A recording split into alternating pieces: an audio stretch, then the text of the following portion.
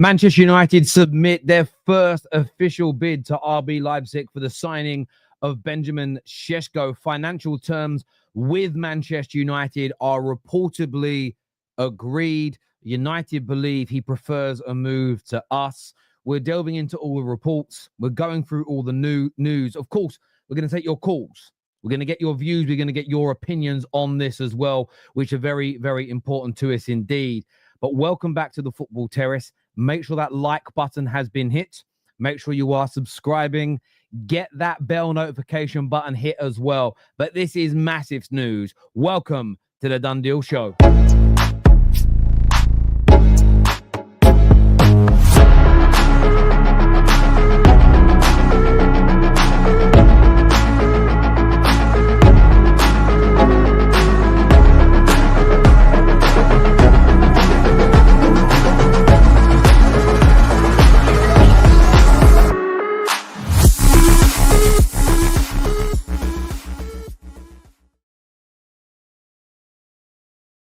Good afternoon. Welcome back to the Football Terrace. And I wasn't expecting to be live here right now. I was going to be live on the United stand at 2 p.m.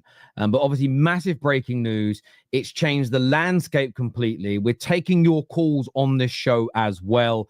And there is a lot to unpack. Before we go any further, 3,300 watching straight away. Mind-blowing. Get the like button hit for us, please, people. Get this shared across your social media platforms as well. But where to begin? Look, a lot of people, Ornstein bomb, and it was. But actually, Jan Fjørtoft tweeted about it around half an hour before David Ornstein. But what has been said here, that Man United have made an offer to RB Leipzig for Benjamin Sesko. Proposal is 75 million euros plus 10. Now, that means we've offered 65 million. Newcastle have offered 69 million. It reflects Man United's valuation of the 22-year-old. Man United believe that Sesko favours Old Trafford. No reply yet from Leipzig. Newcastle also working to close the deal, as we already know. Ben Jacobs with multiple updates. We'll go into his in a moment because there's lots of them. Fabrizio Romano here. Man United submit formal bid for Benjamin Sesko worth 85 million euros, including add-ons. The bid has been received by Leipzig, as reported by Blind earlier today. Man United move follows Newcastle's 90 million package yesterday. The player has a decision on his hands. He also goes on to say Man United sent an official bid, shows serious concrete intentions to Leipzig following Newcastle's bid. Sources at Man United believe Sesko is keen on the move and decided to proceed with an official bid. And this is where the big conversation, the crux of this conversation lies for many, many people. And that is that Man United said all along, we will not bid. We will not make any official action until the player commits. Every single update from every single journalist on this deal was stated the same thing. Man United believe the player favours Old Trafford, wants Old Trafford, will come to Old Trafford, or variations of those words. What's your opinion on this? Genuine question. What is your personal opinion on this? Because there are other reports, and we're going to go for a number of them throughout the course of this show, but we'll go to the original tweet from Ben Jacobs that says, breaking news, United have made that formal bid. We'll go into more detail because it's kind of similar to everybody else's.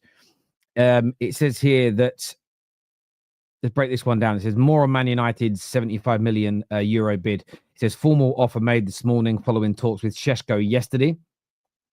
75 million matches Leipzig's quoted fixed fee. So United have hit the minimum valuation. 5 million on add-ons is easily achievable. So Man United essentially saying that, you know, you'll get that 5 million. It won't be very difficult at all. So essentially it's an 80 million euro bid, 69 million as well. It says achievable, leading United to consider the bid close to Newcastle's package. Overall number is lower though. United believes Sesko wants to join and never plan to bid without the players buying. And this is the big thing here. It doesn't matter here whether you're a United, Newcastle, or rival fan. This is massive for Manchester United. This is gargantuan for Manchester United. And I'll tell you as to why this is so big.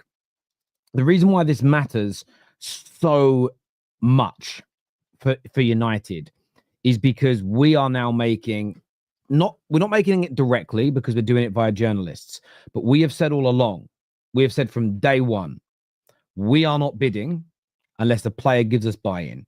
When you read Ben Jacobs' breakdown here, and he's quote tweeted it again, it says, key thing behind United bid is they didn't plan to move without player buy-in.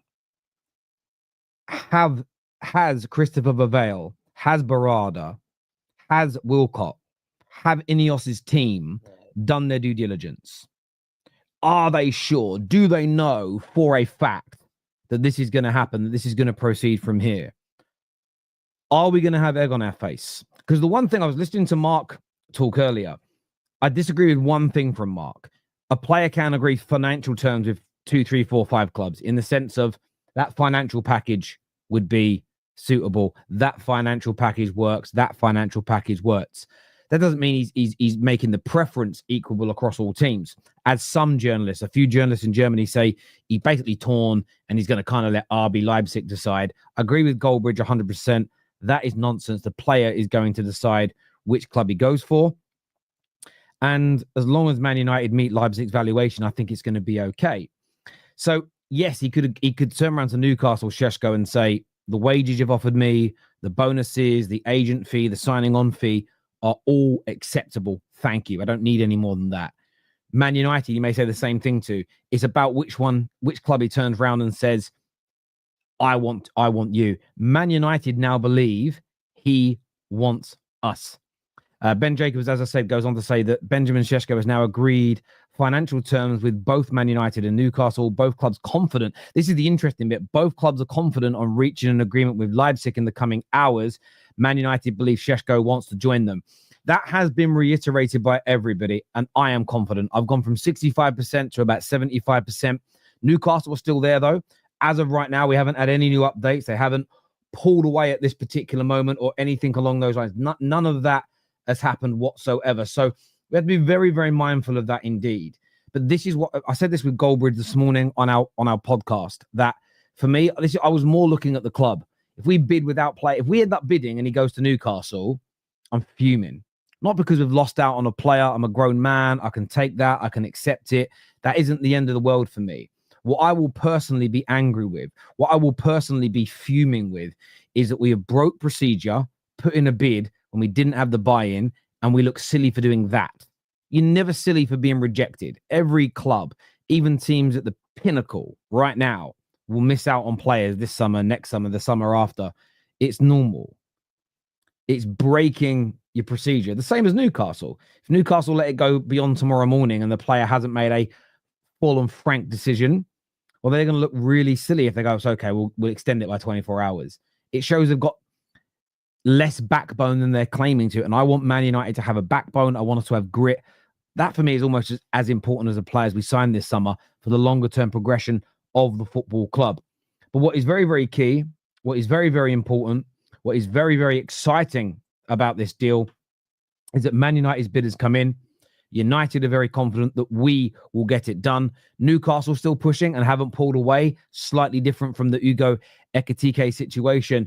So over to you all in the comment section. How is this going to go? How is this going to pan out? What club is he going to pick? Has anyone's minds changed from yesterday? I see Newcastle fans a little less confident in the chat or here at all today. We've put the link in the live chat. If you want to phone in, we're going to take your calls a little bit later in the show. But as I said, massive, massive breaking news indeed. Simon Stone has also just tweeted saying Man United do believe they have the upper hand and Sesko is keen to join them. Newcastle's latest offer was not accepted by RB Leipzig. Now, that's very interesting indeed. RB Leipzig, according to Simon Stone, their bid was not accepted. Now, what's very, very crucial, what's very, very key when you listen to that, when you break it down, and when you go into that information, so I'm timestamping that so people can watch in the playback. I'm just also the previous two times. I'm just putting the previous two timestamps in as well, because I like to do them as I go along. Otherwise, they always get forgotten about. What's very interesting here is that if their offer has been rejected, why have Man United made a smaller offer?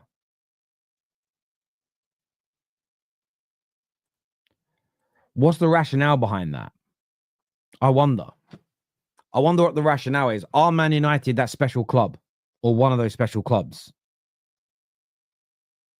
Is it that the player has a written or a verbal agreement that RB Leipzig will adhere to that means Man United can get him cheaper? Maybe our bid gets rejected as well, by the way. I'm very, very open-minded to that before people start clipping me up. But Simon Stone, again, he's not a transfer journalist. He's a journalist. He's a sports journalist. So when they get hold of information like this, I tend to take it quite seriously. Like Jan Fjoritov. He's not out here tweeting about every single transfer in the world. He's not dropping weird exclusives. It's few and far between. So when he has got transfer news, I take him very, very seriously. So I'm intrigued.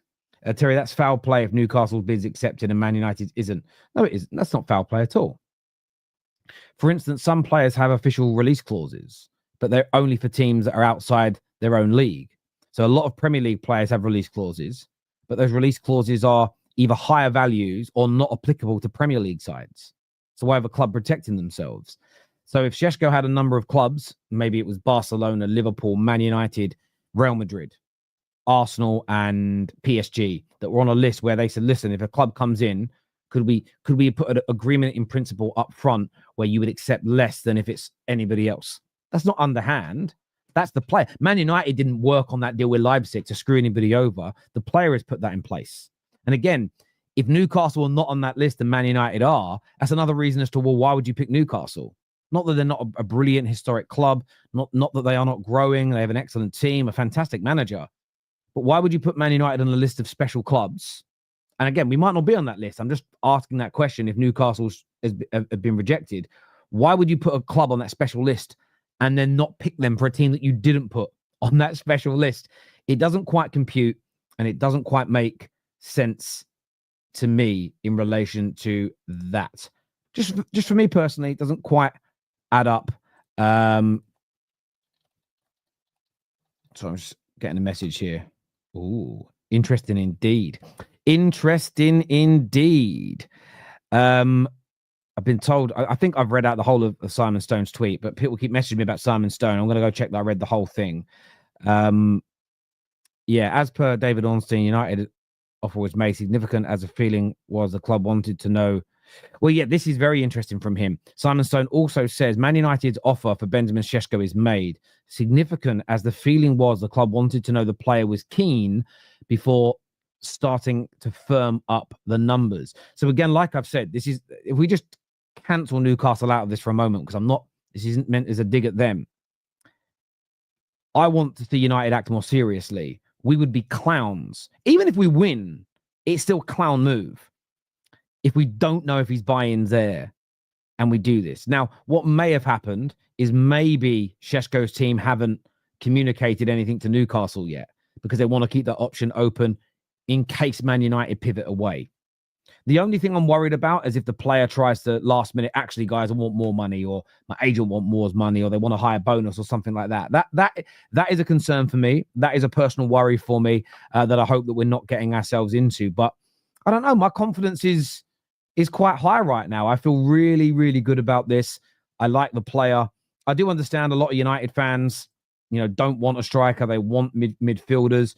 I think the club is going to maybe pivot to that later in the window. But overall, I like this player. And this isn't someone who has been a flash in the pan in the last 6 months that everybody is talking about because of a good end to the season. You can read scouting reports back up to 3 to 4 years ago. The amount of teams that have scouted him, watched him, wanted him, have been interested in him. Is a high talent in here. Yes, I totally get what Staffy has said on the Football Terrace. And Staffy, he knows his football very well, that he's worried that the player will come in and not be developed like many a striker in the last decade or so before him. That is my concern as well. The problem being, and I said this a few weeks back, if we don't get this player now, I think in 2 or 3 years' time, we may end up looking back and regretting it. I really do. The same as I think Belieber is a dream midfielder for United and our fans. But Brighton don't want to sell him this summer. And if you notice how no one else is in for him, that's because Brighton have shut the door. But if, for instance, somebody did and they're about to move for him and we were going to lose him for the next 5 years minimum, or a club as big as us was going to buy him, I'd expect us to maybe pivot. And maybe that's how we feel about Sesko. Maybe there was this feeling all summer of we'll go for a different option. But if Sesko doesn't like he's going to leave, we need to move now. We need to act now. So a lot more will come out in the wash in relation to this deal. But I'm very, very happy with it indeed. Lyndall Biden here says, Sesko agrees personal terms with both Newcastle and United, source Ben Jacob. What it says, and Ben Jacob is very particular about people using the word personal terms. He's done that on the terrace before. He's agreed financial terms, not full personal terms. He's agreed financial terms with both teams, is what Ben Jacobs has said.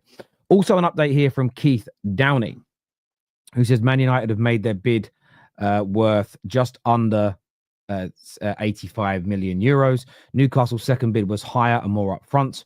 Sesko has been open to both projects, but one source has told Sky Sports News he is leaning towards Manchester United.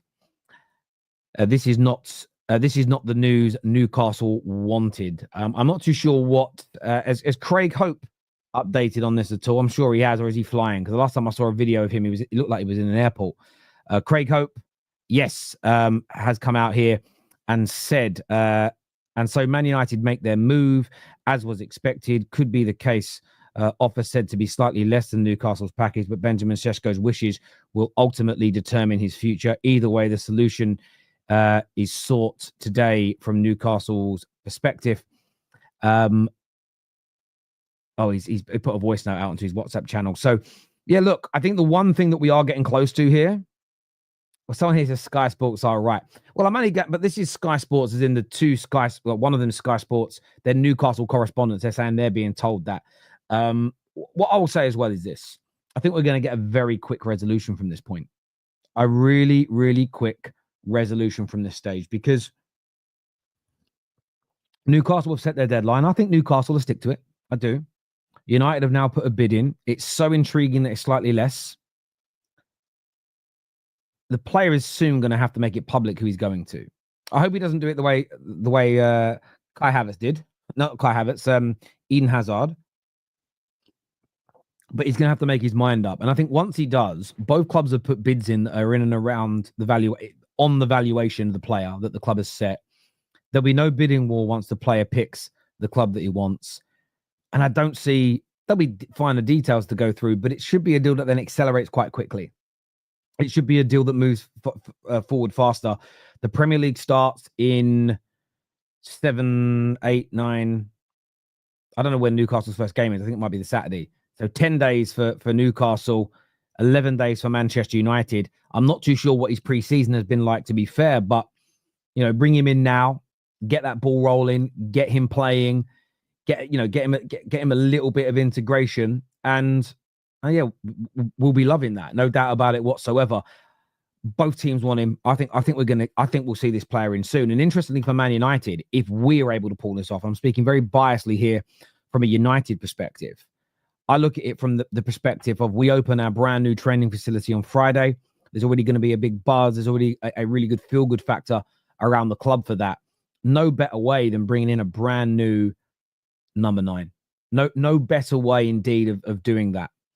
No better way indeed. I think it's also goes to show as well. It's another summer where, if this goes through, Manchester United's base spending on players would be 192 million, but United had no money.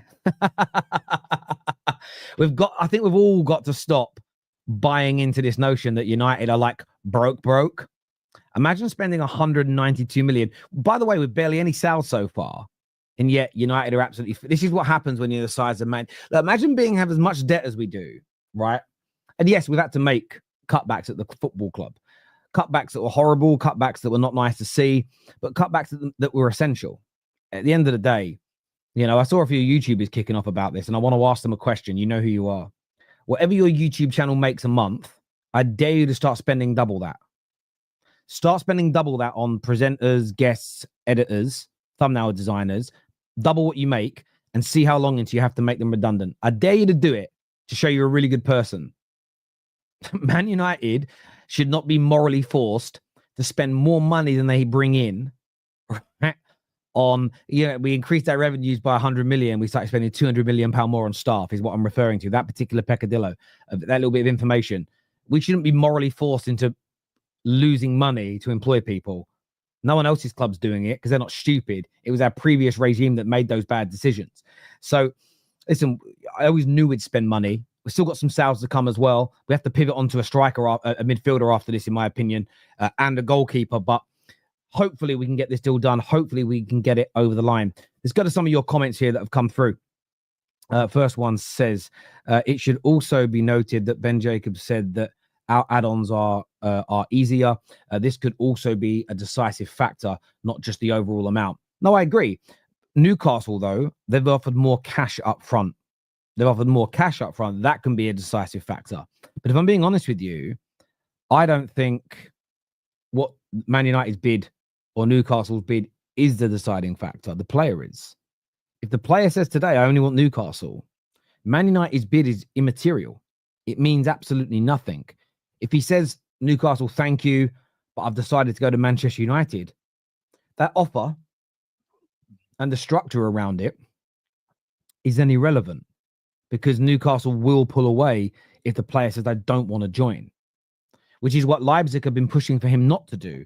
Leipzig have been pushing for him to basically be open to either until a bid's accepted.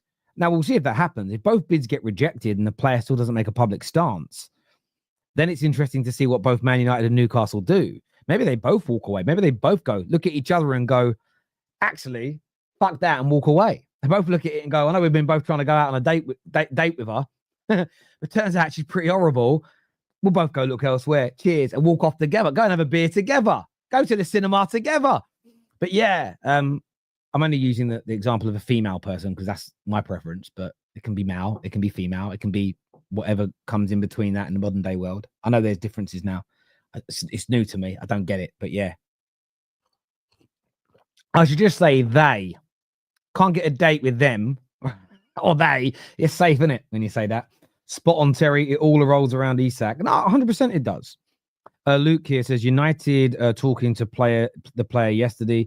Newcastle panicked and upped the bid. I expect United to have got the player, hence why Leipzig have not said yes yet. Look, I wouldn't necessarily use the word panic from Newcastle. I think they've had a very clear strategy from the beginning.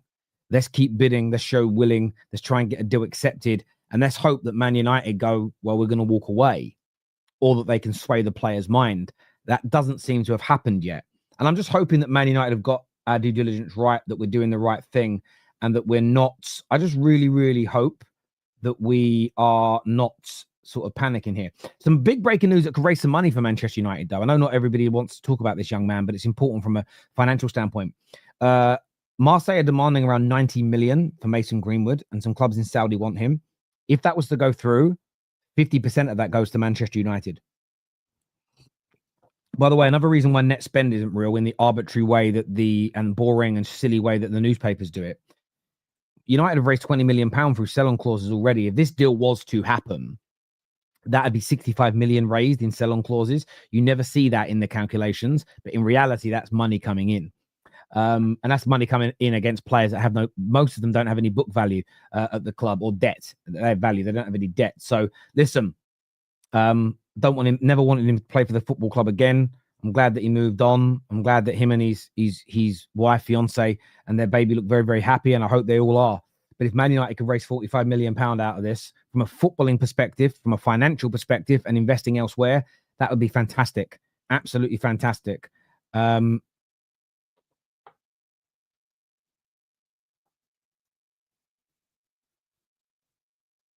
Oh, it's 50% against the. Oh, it's 50% against the profit they make. So what did they pay for him? 25 million. But they won't owe 25 million on him. It will go on their profits on their trading accounts. They've paid some of that off. So, okay, so it might be around 35 million, somewhere along those lines. But either way, it's a nice amount of money to receive. Jacob here says, the cynic in me says this United is getting desperate because Newcastle moved very close to signing Sesko whilst we were waiting for him to decide. You could be right. You could be right, Jacob. It could also just be that United called him yesterday evening, and he said, when the bid happened, and he said, I know they're bidding. Well, we're going to bid, but we need you to commit to us. So maybe he just said, yep, you're my preference. I'm coming to you. So United this morning picked up the phone and sent in the official bid. I wouldn't necessarily say it's desperation. It's what we were waiting for, his word. What would be desperate is if it turns out we've bidded without his buying, because then we've broken protocol. That's desperation for me personally. Leipzig perhaps told Sesko's camp to accept both to force United to bid, so they would squeeze a bigger offer. Well, again, if United have been played, even if we win, I'll still condemn our negotiating team. I want us to be better, slicker, and more intelligent than that. How would you rank the striker we've got? The strikers we've gone for over the window. I know I would have gone for Sesko well before Delap. Yeah, I would have put Sesko before Delap. For me, my order would have been Gyökeres, Ekitike, Sesko, Delap. It'd be in that order. Not much between Ekitike and Sesko for me. Although they're different types of players, though. Ekitike is more of a facilitator. So actually, no, I'd probably put Sesko up above Ekitike. Why? Because he's more of a facilitator. He drifts more. And I think in our system, I think we need someone that's more of a 9. More of a target man. I think Ekitike can develop in that. So Ekitike and Sesko, it's really close. Ekitike is a technical, better football player. I agree. But yeah, that would be my order if I had to line them up. That's what I would go with personally. Let's do some more of your comments here before I start taking some calls on the show. Newcastle fans are relaxed about this. Yeah, some will be, some won't be. I think there'll be some Man United fans that are angry that we've bid. You know, I'm sure there's some Newcastle fans worried as well. I think there's a really big mixture. Sesko is surely better than Delap. I mean, potentially. Newcastle fans here, please know your place. You can never equate to... Do you know what I will say for Newcastle fans? I was listening to TalkSport earlier. The amount of Newcastle fans that phoned in last night, slagging off United, laughing, saying it's over. My view is this: I just wouldn't upset the. I wouldn't risk the wrath of the football gods. If Sesko fails to score in the first 5 games, sack Amorim. I wouldn't say that. I'd say look at the performances too. What if his hold-up play's been brilliant? What if he's set up loads of goals? What if he's been instrumental in us winning games, but just hasn't got on the score sheet yet? You have to look at all of those situations. I wouldn't go that far, but I do hear your point. Sesko is not even better than Jackson. I disagree on that one. As a finisher, I think he is, most certainly. Bon Jovi here says, will this season be better? Where do you see... Where's that super chat? Where's that comment gone? Where do you see teams in any Europe Cup? To Jang from the Soviet Union. I mean, when you say better, I think it'll be more competitive in terms of the title race. I think Spurs and Man United will be better this year and more consistent. And I think that will make for a more enjoyable and more competitive. And I think fans will be at each other a lot more this summer. And I think that's really, really key. I think we'll be kind of at each other's throats a little bit more, bantering each other. And some of these transfers as well, like whatever happens with this deal, Newcastle Man United fans are going to be like, one of us is going to be hate watching the other, hoping the striker fails and everything else. And by the way, I still don't think it's doom or gloom for either side that misses out on Sesko, because I think both will then pivot to Ollie Watkins, who I still think is a fantastic striker. So it isn't all is lost. It isn't deadline day and there's no other options. So that's what I would say. Sky Sports Keith, if it came to the two, is that what he just said? If it comes to the two, Man United would be Sesko's choice. Do you know what these Newcastle? Do you know what it is with me, right? With these Newcastle journalists, they've been so wrong about so many things this summer. For me, in terms of Isak and not being for sale and everything else, part of me feels a little bit like I don't trust them when they say United a preference. I feel like they're lying. Or they're just wrong. I don't want to believe them. I do want to believe them, but I can't allow myself to. But maybe that's just my outlook on these types of things. Right, we're going to go to some of your calls now, people. KJ joining me first, and we've got Aidan backstage, Kane backstage, who's a Newcastle fan, amongst others. I can see you. We'll get as many of you on as we possibly can. If you haven't hit that like button yet, please get that done for us. Hang on a minute. Is this a new Fabrizio tweet or an old Fabrizio tweet? Let's take a look. That's old. It's not new. Right, KJ is here with me now. Welcome back to the show, mate, after your holiday and time away. Speak to me, brother. This is what Endgame looks like. This is what Marvel's Avengers Endgame should have been. This kind of drama. Yeah. Yeah. So going into last night, seeing that the bid came in, I was like, okay, cool. We're in the end game. This will get wrapped up soon. I thought with the numbers Newcastle was giving, I was like, you know what? Fair enough. Fair enough. I was like, I didn't think Man United would go anywhere close to it. And I thought Newcastle would probably be the one that wins the battle. But the one thing that was always strange about this entire deal was this whole he's yet to pick Newcastle or Manchester United. Newcastle putting two good bids in. They've been talking to him for ages. If everything was supposed to be going Newcastle's way, which a lot of Newcastle fans have been saying, respect to Kane though, Kane's been pretty open and honest about it all and open to everything. So I respect Kane. But some Newcastle fans have been very like, yep, we've got him. Yep, he's going to pick us. Why would he go Man United? We're developing better anyway. We 100% wants us. But if that was the case, why has this deal not happened yet?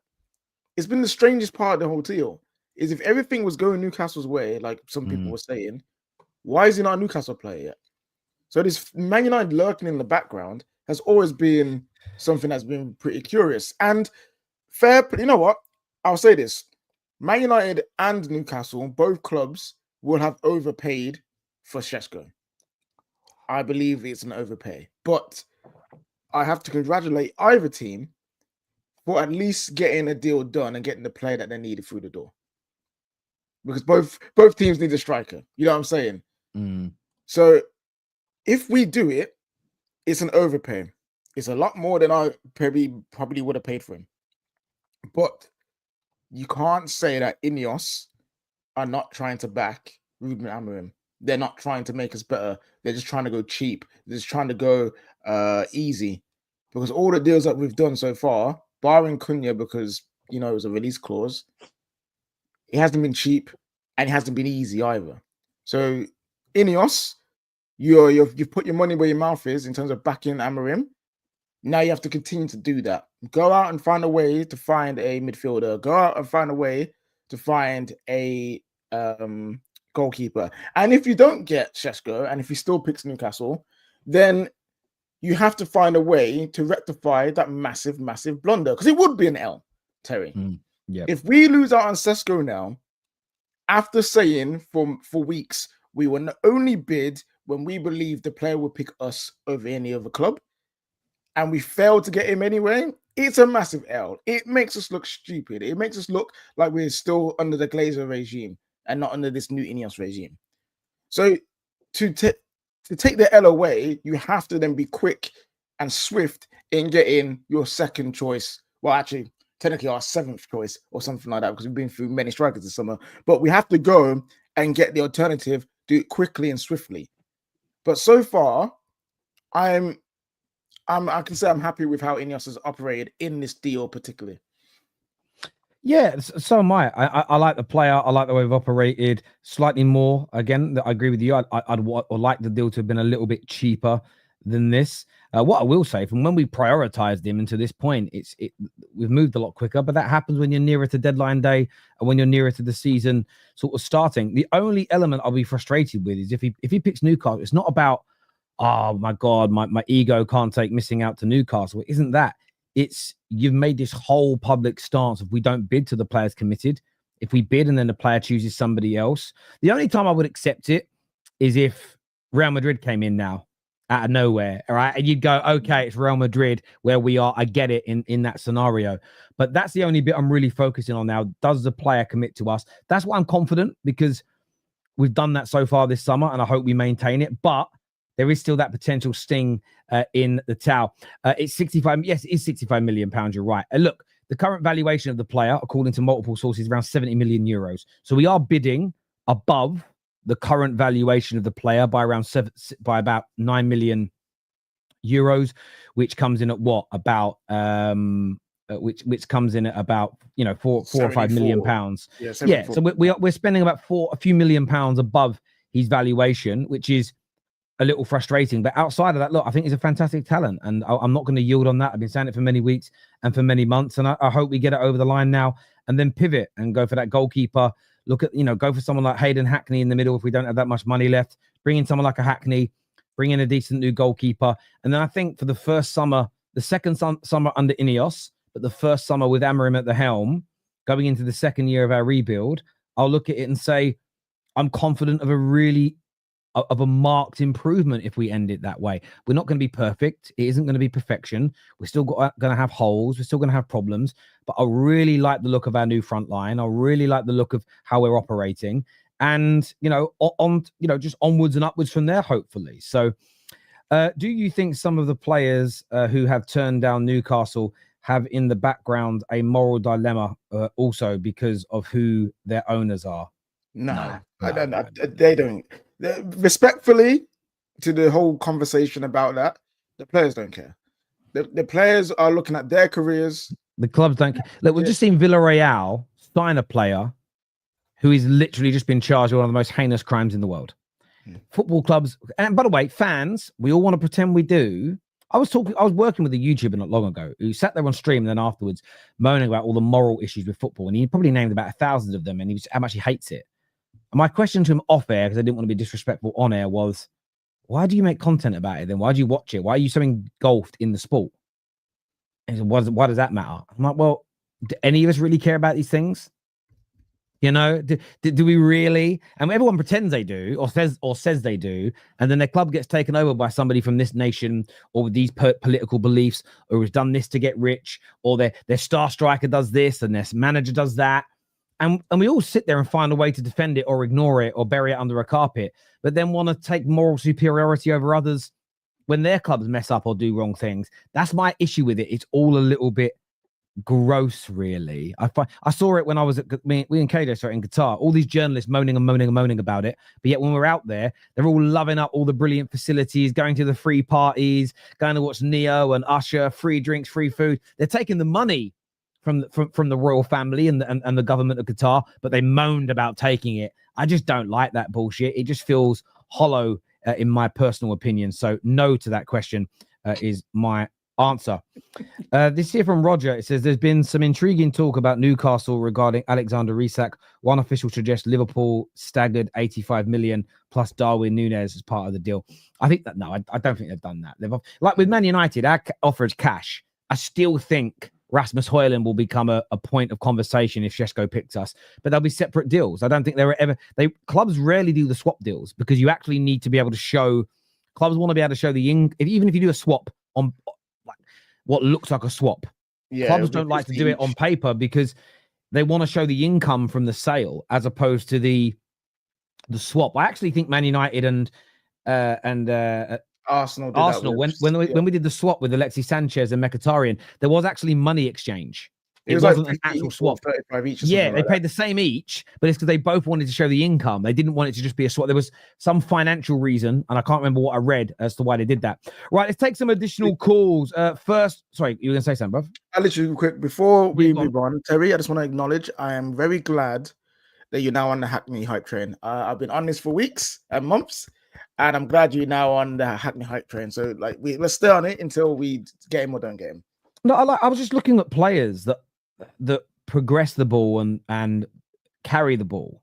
And I was going out there and finding players I liked and then looking for players. And I was literally searching, researching players that are in the high percentile for ball carries and ball progressions. And he's I know he isn't doing it in the Prem, he's doing it in the Championship, but he does it very, very well. And I looked at him, and then you watch him with your eyes and you go, I think he could translate that into the Premier League, because the Championship is, again, Wharton coming straight into the Prem and did it. And I think Hayden Hackney could do something similar. And at 15 to 20 million, that's just a steal in the modern day market. And they've already had a bid accepted for that. Plus, I'd like to, we've got a good relationship with Middlesbrough. We gave them a few players when Michael Carrick was there. We've already got good dialogue. So, yeah, I like it. And again, there's better players than him out there. But in terms of affordability, he ain't got, he hasn't got to settle into the culture of the country, understands the league. Yeah, I'd look at a player like him. Right, calls. We're going to go to Kane first. Kane, as we all know, is a Newcastle United fan. Welcome, Kane. What are you thinking, mate? What are you feeling, mate? I'm feeling a lot of things right now. I guess apprehension. It's exciting. It's exhilarating. Just tender hooks at this point in time now. How, right now, hand on heart, what way do you think this is going? I mean, there are some reports your bid's been turned down, but let's just put that aside. Neither bid has been officially accepted or rejected. The players agreed financial terms with both. It's in the balance. What way is he going, Kane? Honestly, hand on heart, I think it's 50-50. I really do. It is right. It's 50-50. We'll just we'll live in your world and agree on that. He's still going to pick one, right? He's still picking one. Which one is he picking? Oh, I really don't know. It's hard. It really, because trust me, everything in my body wants him to pick Newcastle. I still believe we are the better footballing project. I still feel that he'll be better at Newcastle. But at the same time, there is this big red elephant looking devil thing that is Man United. Honestly, it infuriates me more than anything that this happens, but it is there, and we have to accept that. And I'm not in his head, I guess. I guess the comfort I take from Sesko in the past is that he stayed at Leipzig for his progression, and he thought about himself in that sort of sense. Maybe the same sort of philosophy dictates his next choice, but at the same time, you can never write off when a team like Man United come in. Like, how often does that option come? And so that, I reckon that might be what's on his mind. And like I said, I'm going to say 50-50. It could go either way. I wouldn't be surprised either way. Yeah, I'd obviously be a lot happier if it was one of them. You know, I know how you feel, man. I don't want to. It's hard for me to come out outright and say who's going to get him, because it's such a toss up between the two. But the reason why I'll just say Man United is just mainly for the fact that I do believe if he wanted Newcastle solely, I don't even think we would have bid. So that the reason why we've bid is the only reason why I think we will get him. But again, I'm also very open to the fact that Newcastle can easily come in and be like, right, we'll give you, maybe panic and give you like way more money, and he changes his mind. I don't know, but like, yeah. But in terms of, you said like Newcastle's a better place for development. Shouldn't you then also not be worried about not getting him? Because you then could sign a different striker and also have a same effect, because your club again is a better footballing project. Well, yeah, that's why I've got a whole range of emotions. I'm excited because he is I would say he was one of the top prospects, like striking prospects in Europe. And so to get him now would keep us on this momentum that we are going on at this point in time. Because obviously with the Isaac stuff and that, it looks like the momentum of the club is starting to peter out a little bit, and that's worrying. But if we're able to land a talented striker like Sesko, that kind of reinvigorates the project. And I think it's not just a sort of the whole fan base in general. I think we'll get a general lift, because as everyone likes to keep pointing out, this summer for Newcastle has been piss poor, to say the least. But like it, I think that's probably the main thing as well. It's not just what we could do for his career, but what he could probably do for our project as well. Yeah, that's fair. I hear you, mate. Look, it is a real toss up in terms of what way this is going to go. I totally feel you, Kane. I appreciate you coming on, mate. We're going to jump on some more calls with some more people now. Top man, thank you. Aiden's a United fan. He's joining us on the show next. Thank you, Kane. Aiden, the bid's gone in. How you feeling, mate? Tell us. Could we do the hat-trick against Newcastle? That's all I'm saying. Could they get rejected for a third time against Manchester United? Honestly, if we get Sesko, which is looking, touch wood, like it's happening, that will be a class signing up front, and that's our front line sorted. There's been reports saying Leipzig are leaving it to Sesko to choose a club. Apparently, in Euros, like with add-ons and stuff, Newcastle have bid 5 million more than United. So if United's bid gets accepted because Sesko wants to come to us, then I can just see it happening. But if Sesko is obviously our fourth choice striker, apparently. But as you said earlier on, Terry, I think it should have been higher up. The fact that Delap was our first choice, and then, in my opinion, all the choices below are better than Delap. I think it's a win-win for us. And a lot of talk before summer saying 125 million is all Man United had to spend. We're now putting 75 million out on Sesko, and apparently we still think we can get a midfielder and goalkeeper after that. So if we can get like a Hackney, as KJ said, and just a goalkeeper who can challenge Onana this season, we've got to expect not big things from Amorim, but obviously an improvement over last season. Yeah. Listen, sorry, go on, KJ. Go on, mate. I was about to say, yeah, and I agree. And with the whole money thing, I think Man United weren't lying. So when people say, "Oh, Man United always lie about how much they got to spend," I don't think we were lying. I don't think we were lying in terms of we wanted to only spend 125 before sales, right? But we got into a position where our players, I don't care what anyone says, our players that we want to leave have made it difficult for us to sell them because they're being very specific with where they want to go. They're not just open to anywhere. So it's made it more difficult. And so Man United have said, you know what, screw it.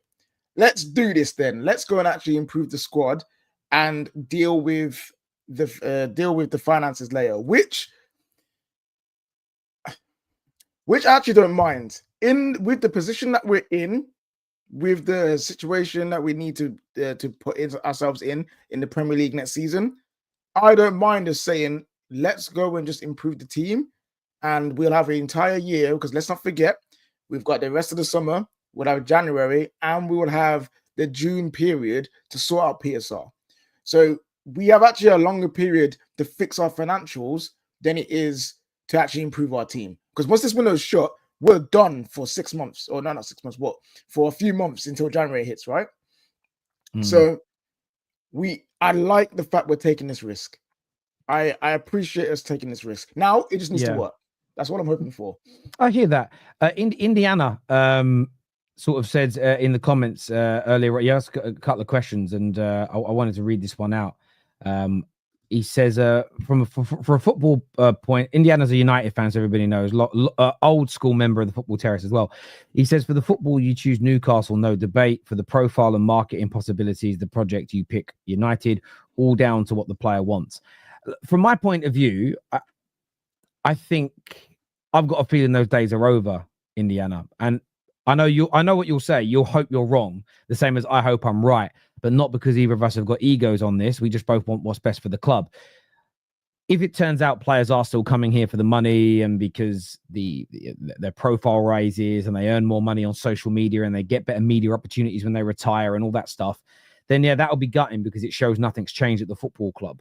But looking at what players like Mbeumo and Cunha have come into the club earning, looking at sort of what they're saying, and a lot of the wording that's come out, if it's true again that it's another player that if it all turns out that we haven't bid until the player is committed to us, all of these things I feel are signs of change. However, I know what you want, same as I want it, is you want to see that echo on the football pitch. More goals, more wins, growing in the table. So look, time is going to tell, but I certainly understand why you feel the way you do.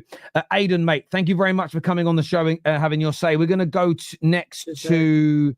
Thank you. Oh, we were going to go to a Newcastle fan. He's not there anymore. There was another Newcastle fan backstage. Thank you, Aidan. So next we're going to go to Joe. Joe Turnbull's been waiting a while. What are you saying, Joe? Hiya. With this Sesko deal, it's a lot of money for Newcastle and Manchester United. A lot of people are forgetting that. But we're paying this in installments compared to Newcastle, whereas Newcastle are paying it up front.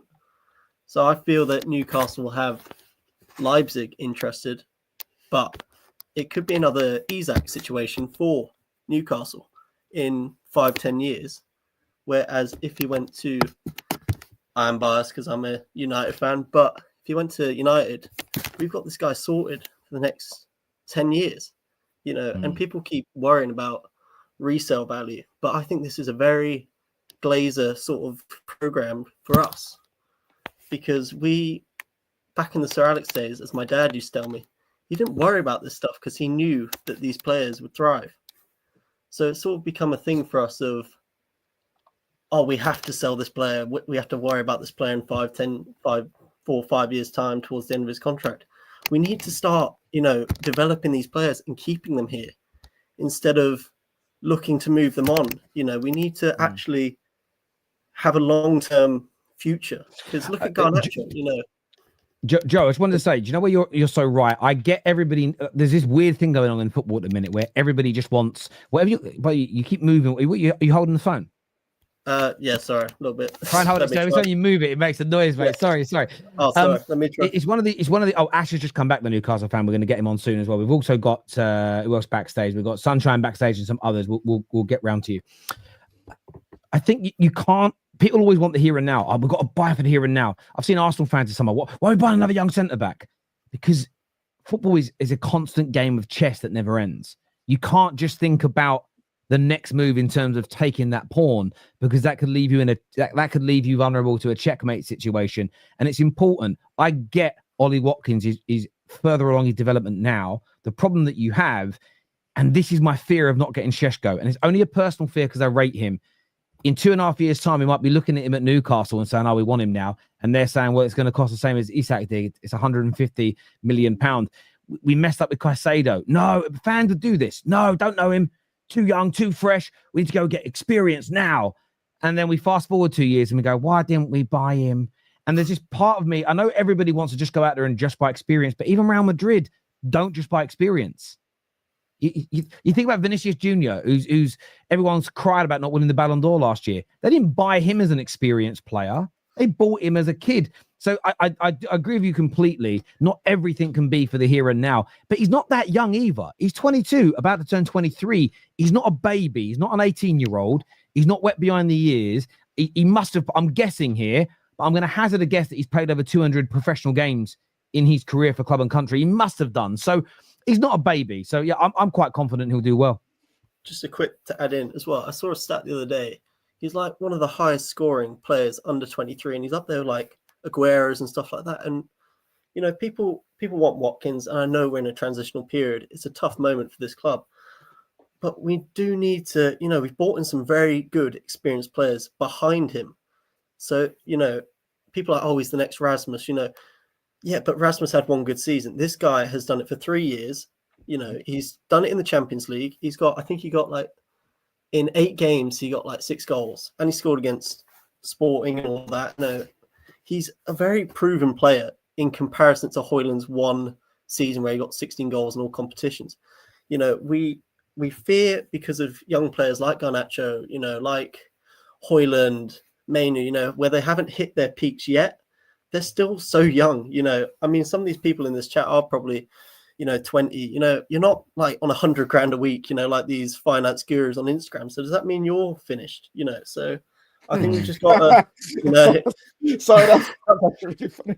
You know, I hope that, you know, we just got to give these players patience and trust that the culture that Ruben Amorim, that we're hearing from people like the United Stand, you know, Jamie Jackson and Chris Wheeler, that the culture's changing, you know, in this club, because a lot of people have come in this club, failed, and that's because the dressing room has been so divided. We're finding out that players wouldn't even sit with other players at dinner, probably because they want to go on the phone to their agent and get finance deals.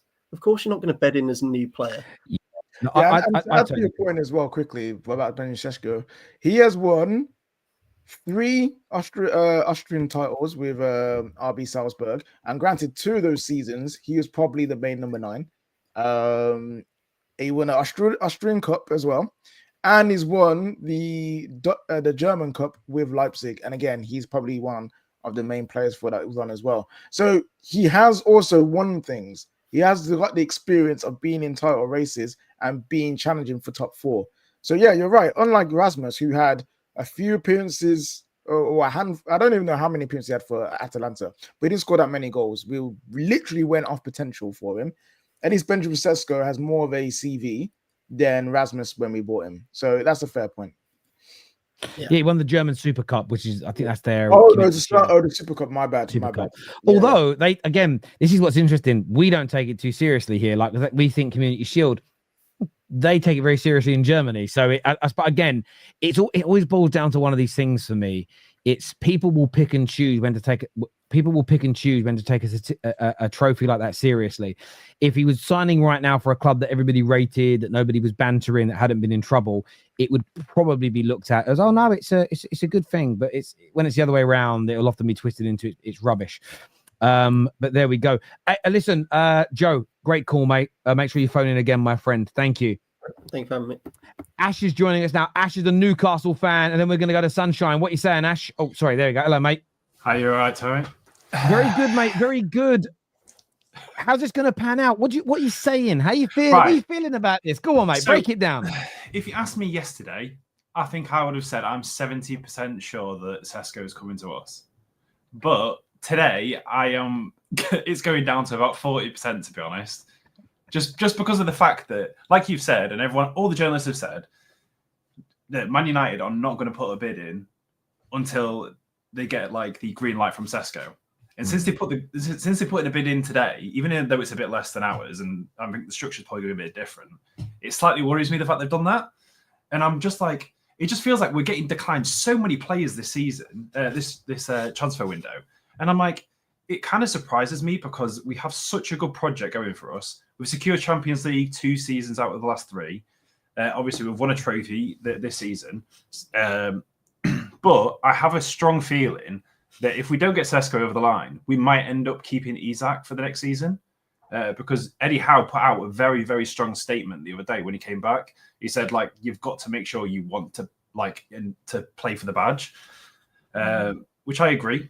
Because, I mean, if we don't get Sesko, who are we going to go for? Gonzalo Ramos, maybe? What? Jackson? No. No, thank you. None of us want into it. Yeah, No. but, hey, Ben said Ben Jacobs, our friend. He said he's on the short list. So Yeah, you never know. No, but that's the thing is, like, I feel like if you look over the past couple of years, if we get Nicholas Jackson, I feel like we're going back. That's like a Mike Ashley signing, like a high level Mike Ashley signing, to say the least. But because the thing is, if we lose him, obviously we've just lost Callum Wilson as well. He's gone on the free to West Ham. So we need to have someone that we can build on. Gonzalo Ramos, maybe, could be. Like, he's only 24, so there's potential for Eddie Howe to do wonders to him. Because, I mean, you've seen the likes of what he's done to, like, Jacob Murphy and everything. He's amazing with getting players better. Ollie Watkins, obviously, is like, 29, I think, now? So he's coming to kind of the back end of his career. But, I mean, granted, he's obviously going to want the World Cup. So he's going to... No matter what, if we get an English player, they're going to want to be guaranteed first-team football because they're going to want to maybe get in the World Cup squad. If that means that Isak will 100% have to go. I got a question for you in terms of like status, because you mentioned about getting rejected quite a bit, and it is like for Newcastle fans, it is baffling in terms of where you're at. Like, you're in a good spot. But do you think, not saying yourself, but do you think some Newcastle fans are just overestimating their position in football right now in terms of, like, you are doing well, but we've seen many teams do this before. They look like they're doing now. Look at Leicester. They won the league, Champions League every few years, or like getting close to it. Now they fell off. We've seen likes of Everton do the same, and Spurs is actually the only one that's really kind of maintained that kind of status, right? Do you feel like maybe some Newcastle fans are going a bit early on your status in the game right now? Or do you just think it's just a weird summer? I think a bit of both, because I think we have so much like positive movement, and then behind the scenes, obviously, we lose people like Amanda Stavely and Murdad. Like, they were such a big front feature for our business, for Newcastle United as a whole. Like, they were always at like the women's games. They were always like trying to do deals. Obviously, they've gone. We've lost 2 sporting directors of football. It does feel like we might be in a position where we're thinking we're going to get better than what we are, because we hear, like, say, coming to the end of the season, Eddie Howe says we want to get business done straight away, which typically we normally don't. And obviously, it seemed like we put in a lot of statements out there to try and get some players in, and we've obviously got Anthony Elanga in. And then we've kind of flopped at getting other people in. So, do you know what I would say to that? It's a really good question. I don't even think it's about Newcastle getting above their station. I think what's happened is that people over-egg how far down the pecking order clubs like Man United have fallen. There was, I remember the tweets I was reading, and I think they're a great indication. Thousands of these fucking things. When we lost that final, it was almost like, you know, when the Wicked Witch of the West dies in The Wizard of Oz, and all the Munchkin people are, oh, ding dong, the witch is dead. That's what it was like. Everybody was like celebrating, United lost. This is their funeral. They're never coming back. And I think people have just underestimated the fact that, yes, it was a horrendous season. Yes, the media outlets, there's so many bad things being said about us, but so much of that was exaggerated as well. Even down to us looking to build a new 100,000 seat estate. It's the only club I've seen in the last 20 years announce their plans and show their plans to build a new stadium where it was met with, this must be some PR bullshit, rather than fucking hell, look what they're doing. And I think people have just not taken us seriously enough. So I think what then happens is people get led into a false sense of security, and you go, well, we're up against United. We've got them. They're dead, aren't they? Everyone keeps saying they're dead. And we're not yet. We might be if nothing improves for another 10, 12, 15 years. But I think that's also part of it as well, is that 3 of the players you've gone for, you've gone head to head with one of the juggernauts of world football, and you've missed out on them. And that's kind of been the issue, where maybe, and I'm not saying you shouldn't have ambition, maybe you'd have been better off pivoting to other players sooner, if that makes sense. You even look at I still think with the Hugo Ekitike situation, I think you should just turn around at that point and said, okay, you can have Isak. Let us get. I think you could have got him if you'd have dealt with Liverpool straight away. Instead, you kind of went toe to toe with them, and it was a little bit like. Terry, I'm going to be honest here. I am so happy we did not get Ekitike. Oh, really? He put such a sour taste in my mouth the other year when he ended up not coming to us, because he very much stated that he did not want to play for us. And I'm like, I don't want someone. That's what I didn't know that. Yeah, it was. I don't know. It put a very sour taste in my mouth since then, and I don't want him coming now because he didn't want to come to us when we were on a bit of a low, and now we're on a high. Yeah, I would much prefer to be able to go for someone that we can. I don't know. Like I said, I feel like you want to be wanted. You guys are the 100%. guys at school who aren't the jocks, but you're not the nerds. Yeah, you're just the guy in the middle who wants to be wanted. You're an in-betweener. You're Jay from the in-betweeners. I've seen some comments that have said like, "Oh, would we take like Hoyland and Darwin Núñez?" And I'm like, what are we? See, that's where again, I'm not going to disrespect Newcastle by saying that because you're bigger and better. Ash, do us a favor. You on socials? You on X or Insta? Yeah. Drop us a DM, mate. Be good to get you on the shows again and hear from you, buddy. We'll chat again soon. Top man, thank you. Sunshine is with us now. Sunshine. Yes, team. How's things, man? Feeling better today. I was getting a little bit weak last night. Feeling a bit better now. Good. I'm shatting myself. Like I said to you, I went to Reggae Land, that's why I wasn't on for the match reaction. I'm still recovering, but Sesko, man, good. The situation, the way I'm looking at it, Terry, KJ, respectfully, look, I think Newcastle appeal to RB Leipzig more in terms of what RB Leipzig want business-wise. I think Sesko clearly appeals to Man United more. What gives me confidence in saying that is that again, the deal hasn't been done on Sesko's part. I think RB Leipzig take more money, and they would say yes. The fact that Sesko hasn't signed anything yet because of that says a hell of a lot if you read between the lines, and occasionally you have to read between the lines. Why is it not escalated a lot quicker, a lot sooner? And I think it's because they are waiting for Man United, which shows that regardless of what Newcastle have put into RB Leipzig, Sesko still has the final decision. So Man United must make a bid somewhere that is close, not as much or the same, but somewhere close enough for RB Leipzig to go, you know what, I'll lose out on 5 or 10 million euros, but it's still enough for the value, so we're happy. Then that will allow Sesko to then go and join. So I think Sesko comes to United because of that. And of course, I sent you the tweet, Terry. I don't know how valid it is, but I saw it when it came out after like 4 minutes, and it was like RB Leipzig have rejected Newcastle. That was this was after the Sesko news. Can I just say to that?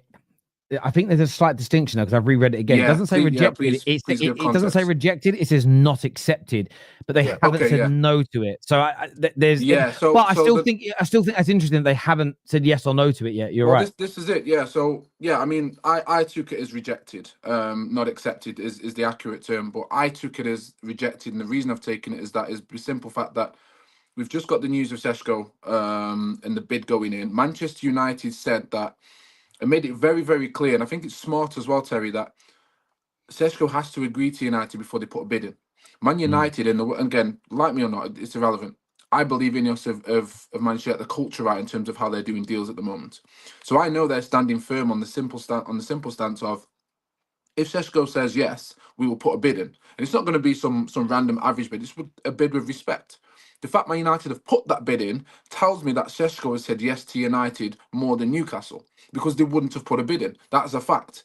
They would not have put that bid in. Therefore, when I've seen that information come out, and then I see the bid has not been accepted by RB Leipzig, and that's the latest bid from Newcastle. When I put all that together, that tells me that Sesko said yes to United. United have put a bid in. Therefore, RB Leipzig have rejected, in my terminology, have rejected Newcastle by not accepting the bid, the recent bid. That to me says Sesko's on his way to United. And I think it's been a desperation play from Castle because they know, and I did tweet this, that Newcastle will have to overpay to beat Man United or to even stand any chance, because even if they overpay, RB Leipzig will obviously be happier to take that deal, which is the easiest part of the deal from a business standpoint. But Newcastle then have an opportunity to maybe sway the mentality of Sesko.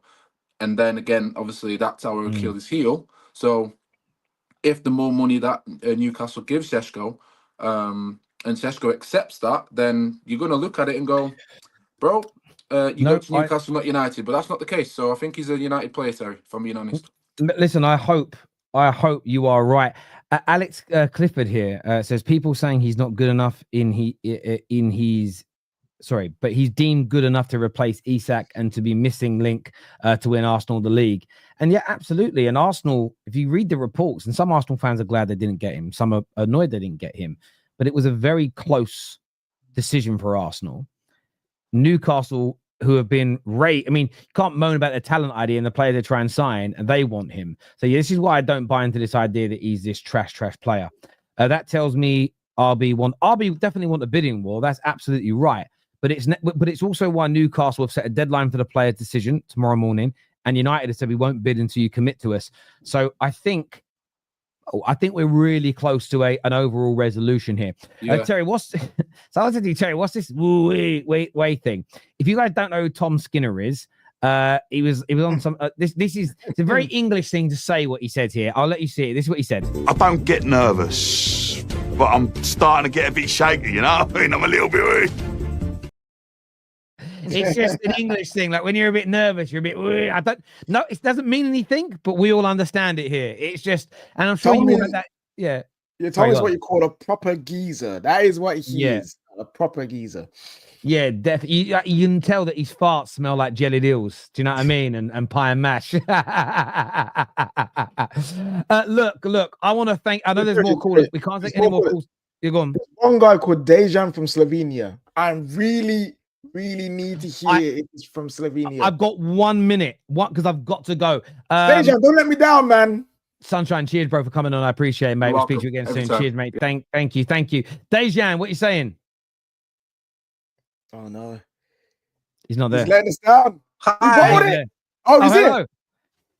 It's not good morning. Good afternoon. What do you want to say? What do you think? Man United top 5 this season or not? Very, very hard. No, I'm not confident of that. What do you think? What do you think? More importantly. I'm gonna be bad. Conference league in the league. Okay, Conference League. Listen, I'd take if someone said to me right now, you could come 6th or 7th, as a guarantee. Yeah. I'd probably accept it right now. Oh, I wonder what he's going to do then.